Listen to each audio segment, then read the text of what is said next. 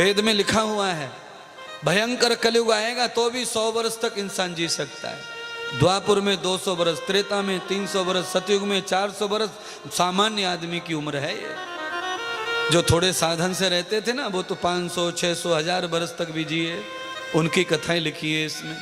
है बताइए, मनु महाराज ने 5000 वर्ष तप किया, कितने जिए होंगे? अपने भजन ध्यान से आप ही कैलकुलेटर कर लो।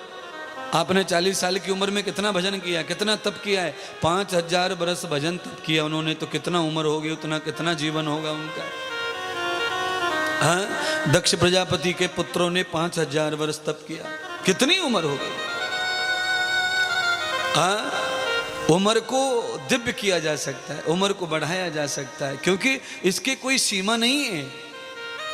इसे लंबा किया जा सकता है, इसे दिव्य किया जा सकता है।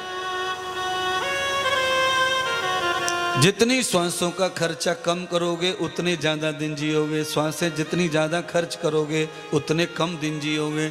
इसीलिए हमको ये श्वासें ज्यादा खर्च नहीं करनी चाहिए। इनको खर्च मत करो, जमा करो पूंजी को।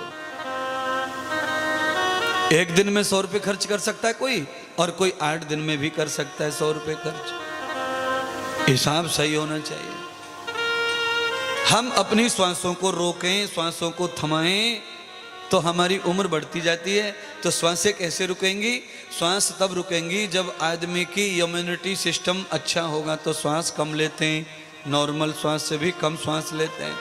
जब आदमी की इम्यूनिटी वीक हो जाती है, ऑर्गन सिस्टम कम हो जाता है, मशीनरी खराब होती है, तो आदमी बहुत ज़्यादा श्वास लेता है, उम्र जल्दी कम होती है, जल्दी कम होती है।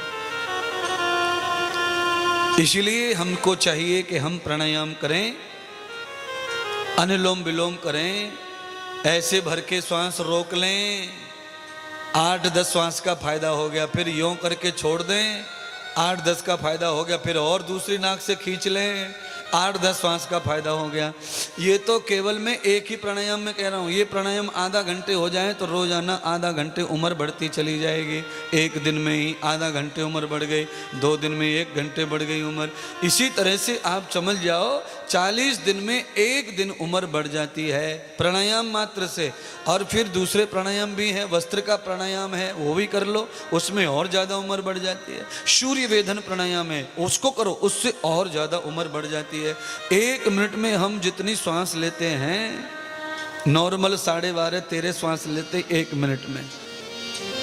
और जब हम प्राणायाम कर लें, सूर्य वेद प्राणायाम कर लें, तो सूर्य वेधन प्राणायाम को कम से कम अभ्यास से 5-6 मिनट तक रोका जा सकता है। अब एक बार में 5-6 मिनट कोई श्वास रोक ले तो आप जानते ही होंगे, फिर 12 का पहाड़ा आपको आता ही हो रहा है। कितने हो जाएंगे? 12 पन्ना 8, इतने हो गए महाराज। इतने मिनट की श्वासें हमारी बढ़ गई, उम्र बढ़ गई। इन उद्योगों से, इन्हीं चीजों से ऋषि महर्षि लंबे समय जीते चले गए।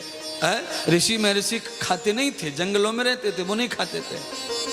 कम भोजन करने से, प्राणायाम का आहार ज्यादा करने से उम्र बहुत लंबी होती चली जाती है। भोजन ज्यादा करने से, भोग ज्यादा करने से उम्र घटती चली जाती है। याद रखना, कई लोग तो खाते खाते ही हाँप जाते।